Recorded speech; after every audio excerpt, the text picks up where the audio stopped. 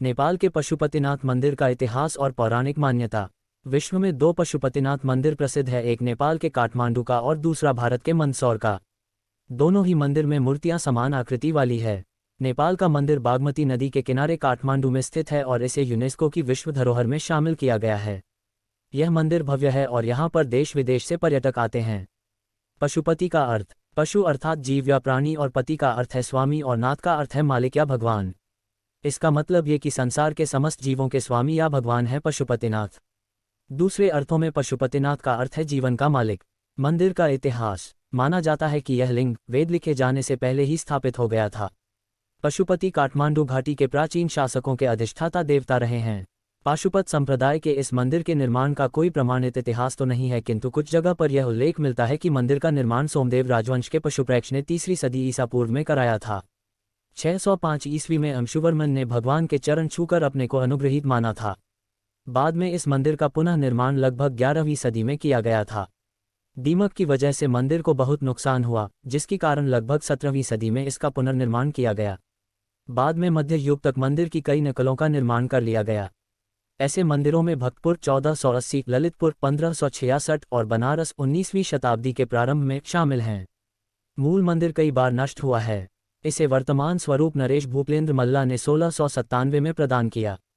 अप्रैल 2015 में आए विनाशकारी भूकंप में पशुपतिनाथ मंदिर के विश्व विरासत स्थल की कुछ बाहरी इमारतें पूरी तरह नष्ट हो गई थी, जबकि पशुपतिनाथ का मुख्य मंदिर और मंदिर की गर्भगृह को किसी भी प्रकार की हानि नहीं हुई थी। मंदिर के पुजारी। पशुपतिनाथ मंदिर में भगवान की सेवा करने के लिए 1747 से ही नेपाल के राजाओं ने भारतीय ब्राह्मणों को आमंत्रित किया था। बाद में माल्ला राजवंश के एक राजा ने दक्षिण भारतीय ब्राह्मण को मंदिर का प्रधान पुरोहित नियुक्त कर दिया। दक्षिण भारतीय भट्ट ब्राह्मण ही इस मंदिर के प्रधान पुजारी नियुक्त होते रहे थे। वर्तमान में प्रचंड सरकार के काल में भारतीय ब्राह्मणों का एकाधिकार खत्म कर नेपाली लोगों को पूजा का प्रभाव सौंप दिया गया। कब खुलता है मंदिर? ये मंदिर प्रत्येक दिन प्रातः 4 बजे से रात्रि 9 बजे तक खुला रहता है। केवल दोपहर के समय और साय 5 बजे मंदिर के पट बंद कर दिए जाते हैं। मंदिर में जाने का सबसे उत्तम समय सुबह सुबह जल्दी और देर शाम का होता है। पूरे मंदिर परिसर का भ्रमण करने के लिए 90 से 120 मिनट का समय लगता है। मंदिर का परिचय। नेपाल में पशुपतिनाथ का मंदिर काठमांडू के पास देवपाटन गांव में बागमती नदी के किनारे स्थित है। मंदिर में भगवान शिव की एक 5 मुंह वाली मूर्ति है। पशुपतिनाथ विग्रह में चारों दिशाओं में एक मुख और एक मुख ऊपर की ओर है। प्रत्येक मुख के दाएं हाथ में रुद्राक्ष की माला और बाएं हाथ में कमंडल मौजूद है। मान्यता अनुसार पशुपतिनाथ मंदिर का ज्योतिर्लिंग पारस पत्थर के समान है। कहते हैं कि ये 5 मुंह अलग अलग दिशा और गुणों का परिचय देते हैं। पूर्व दिशा की ओर वाले मुख को तत्पुरुष और पश्चिम की ओर वाले मुख को सद्योत कहते हैं। उत्तर दिशा की ओर वाले मुख को वामवेद या अर्धनारीश्वर कहते हैं और दक्षिण दिशा वाले मुख को अघोरा कहते हैं। जो मुख ऊपर की ओर है उसे ईशान मुख कहा जाता है। इस मंदिर में भगवान शिव की मूर्ति तक पहुंचने के 4 दरवाजे बने हुए हैं। वे चारों दरवाजे चांदी के हैं। पश्चिमी द्वार की ठीक सामने शिव जी के बैल नंदी की विशाल प्रतिमा है, जिसका निर्माण पीतल से किया गया है। इस परिसर में वैष्णव और शैव परंपरा के कई मंदिर और प्रतिमाएं हैं।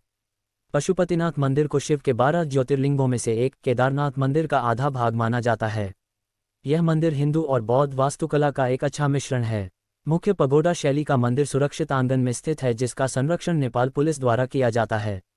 यह मंदिर लगभग 264 हेक्टेयर क्षेत्र में फैला हुआ है, जिसमें 518 मंदिर और स्मारक सम्मिलित है।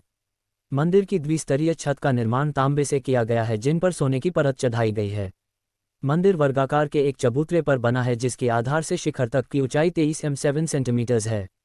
मंदिर का शिखर सोने का है, जिसे गजुर कहते हैं। परिसर के भीतर 2 गर्भगृह है, एक भीतर और दूसरी बाहर। भीतरी गर्भगृह वह स्थान है जहां शिव की प्रतिमा को स्थापित किया गया है, जबकि बाहरी गर्भगृह एक खुला गलियारा है।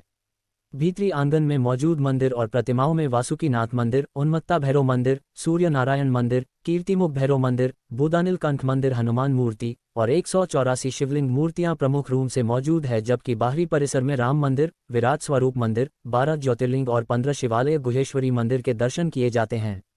पशुपतिनाथ मंदिर के बाहर आर्य घाट स्थिति है। पौराणिक काल से ही केवल इसी घाट के पानी को मंदिर के भीतर ले जाए जाने का प्रावधान है। मंदिर दर्शन की मान्यता। पशुपतिनाथ मंदिर के संबंध में यह मान्यता है कि जो भी व्यक्ति इस स्थान के दर्शन करता है उसे किसी भी जन्म में फिर कभी पशु योनि प्राप्त नहीं होती है। हालांकि शर्त यह है कि पहले शिवलिंग के पहले नंदी के दर्शन ना करे। यदि वो ऐसा करता है तो फिर अलगे जन्म में उसे पशु बनना पड़ता है। मंदिर की महिमा के बारे में आसपास के लोगों से आप काफ़ी कहानियां भी सुन सकते हैं। मंदिर में अगर कोई घंटा आधा घंटा ध्यान करता है तो वह जीव कई प्रकार की समस्याओं से मुक्त भी हो जाता है। पौराणिक कथा। एक पौराणिक कथा के अनुसार भगवान शिव यहाँ पर चिंकारे का रूप धारण कर निद्रा में चले बैठे थे।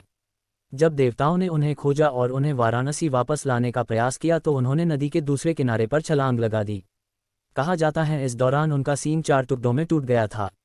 इसके बाद भगवान पशुपति चतुर्मुख लिंग के रूप में यहाँ प्रकट हुए थे।